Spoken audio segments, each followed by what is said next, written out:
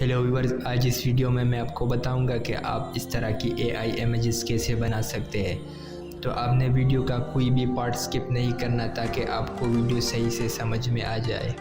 आपने कोई सा भी ब्राउज़र ओपन करना है और उसमें सर्च करना है बिंग इमेज क्रिएटर। देन आपने ये वाली वेबसाइट ओपन करनी है।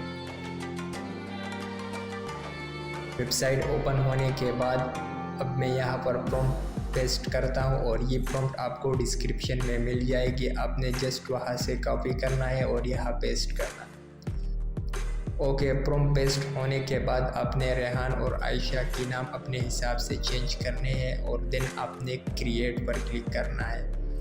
तो बिंग इमेज क्रिएटर थोड़ा सा टाइम लेगा, देन आपके सामने इस तरह की इमेजेस जनरेट कर देगा।